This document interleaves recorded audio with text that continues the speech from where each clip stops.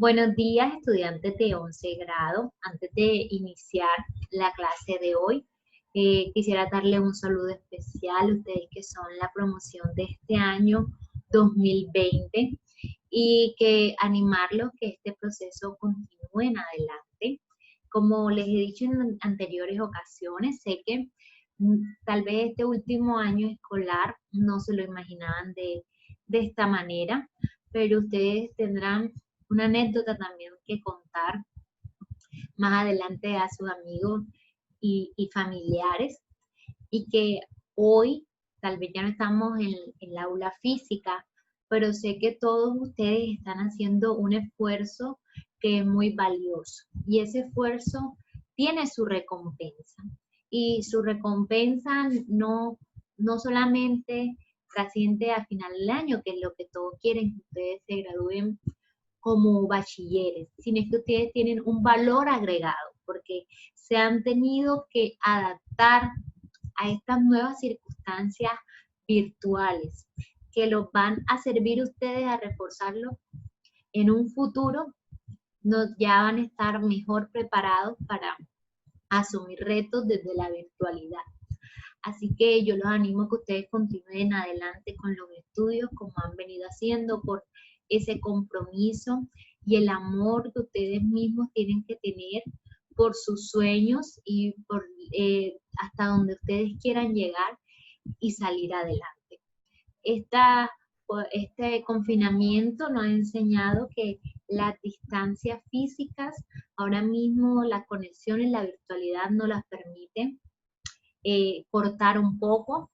Ya en un futuro ustedes también pueden pensar, hay carreras universitarias que se estudian por internet, hay trabajos que son por internet, entonces es un nuevo mundo de posibilidades que estamos afrontando y estamos preparándonos para eso. Esta semana se ha tomado para afianzar los temas que hemos venido desarrollando, y en este sentido, para su comprensión y el desarrollo de las clases, ya que estamos dando la filosofía moderna en esta segunda parte del periodo, es importante mirar un poco atrás de dónde se desprende la filosofía moderna, qué pasó antes con la filosofía medieval y la edad medieval, que permitió esa ruptura y llevó a un nuevo pensamiento y a un cambio en la manera también de que se estaba realizando filosofía en la Edad Media. Entonces, tenemos en este sentido el contexto del pensamiento filosófico medieval. Está en pleno apogeo el cristianismo y la iglesia como base fundamental de la sociedad. Se desarrollan dos escuelas, la patrística y la escolástica. La patrística son los que primero que inauguran el dogma del cristianismo y la interpretación de la Biblia. Tiene una influencia helénica de Platón y también tiene un acercamiento a la filosofía árabe. La escolástica también se acerca al aristotelismo, y desde allí también se comienza a marcar una separación entre la fe y la razón, que más adelante se verá esta ruptura un poco más clara con la filosofía renacentista. Entonces vamos a ver el siguiente video. En este video estaremos hablando de la filosofía medieval y la filosofía renacentista. Daremos inicio hablando acerca de la filosofía medieval, que es aquella filosofía que se desarrolla en la Edad Media. Da inicio en el año 476 después de Cristo, pero inicia a gestarse en el siglo II antes de Cristo, cuando Roma invade a Grecia y comienza una fusión de culturas. La filosofía medieval marca el fin de la historia del pensamiento antiguo y la apertura a una nueva forma de pensamiento. Con el nacimiento de Cristo y el advenimiento del cristianismo, la filosofía deberá comenzar a dialogar con la religión, ofreciéndonos una nueva forma de hacer filosofía que nos llega de manos de pensadores importantes como San Agustín de Hipona y Santo Tomás de Aquino, representantes de la patrística y la escolástica, las etapas características de la filosofía medieval.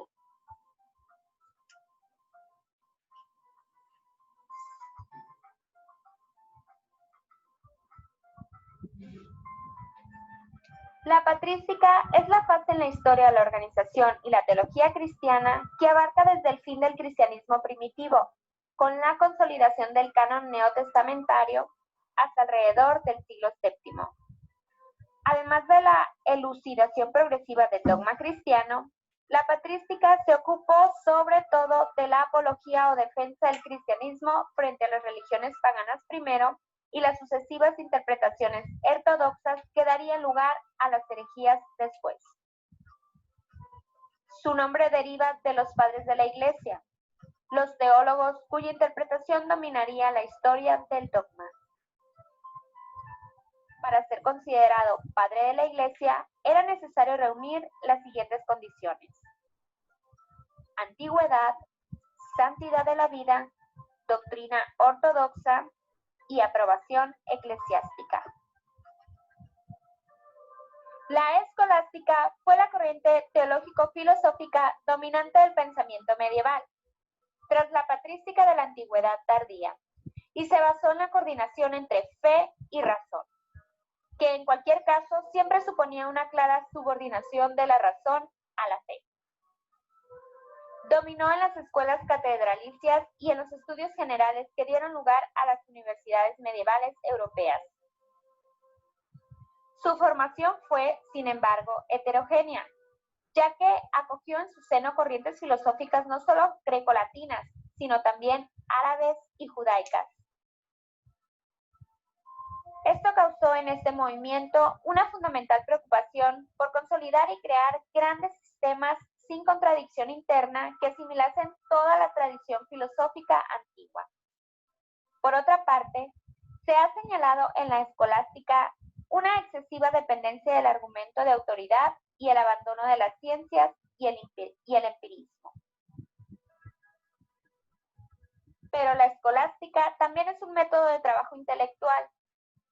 Todo pensamiento debía someterse al principio de autoridad y la enseñanza se podía limitar en el principio a la repetición de los textos antiguos y sobre todo de la Biblia.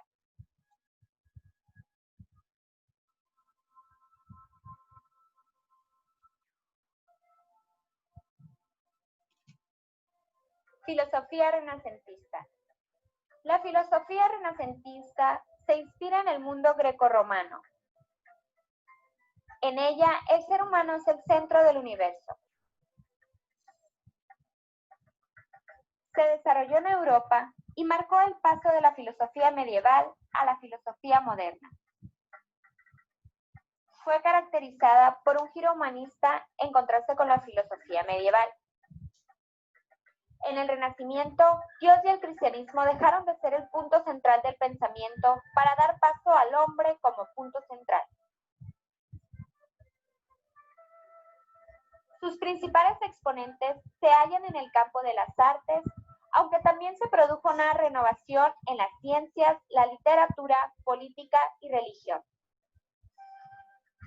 El Renacimiento es el fruto de la difusión de las ideas del humanismo, que determinaron una nueva concepción del hombre y del mundo. Con el Renacimiento aparece el naturalismo, que valora la naturaleza y la vida sensible. La cultura se va haciendo progresivamente laica e independiente de la autoridad eclesiástica y de los dogmas religiosos. Comienza la independencia del poder político frente a los papas como consecuencia del refuerzo del poder de los reyes tras la caída del régimen político feudal.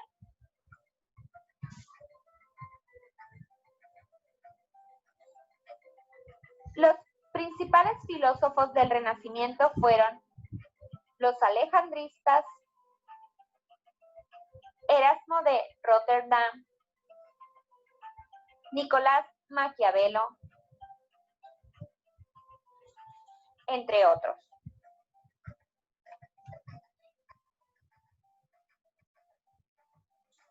Podemos concluir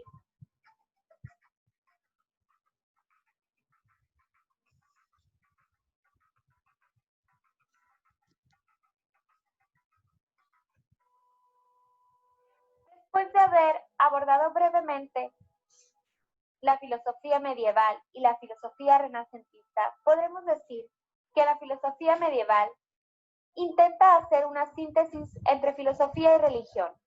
Su principal preocupación fue comprender la revelación divina utilizando la razón humana. En cambio, en la filosofía renacentista, se afirma el culto por la belleza y exaltó las facultades humanas, la vida terrenal y la naturaleza.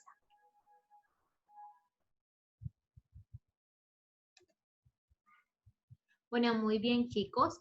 Como vimos en el anterior video, en la filosofía medieval, se entiende la fe y la razón por separado, pero la razón está subordinada a la fe. En la filosofía, en el Renacimiento, da paso a la razón como principal. Y lo que hemos venido desarrollando, el interés por el ser humano, que ya no se centra en Dios, sino en el hombre, y en lo que se denomina como el humanismo. También hemos hablado acerca del humanismo utópico y tratamos acerca de Thomas More. Quisiera que analizáramos un poco para contextualizar la utopía. El término utopía significa del griego no lugar y hace la descripción de mundos imaginativos, deseables, sociedades que se imaginen como ideales. Está orientada la propuesta sobre las posibles reformas y cambios que se deberían hacer a la sociedad real. Valorativa. Indica sobre los problemas e inquietudes de la sociedad en la que se vive.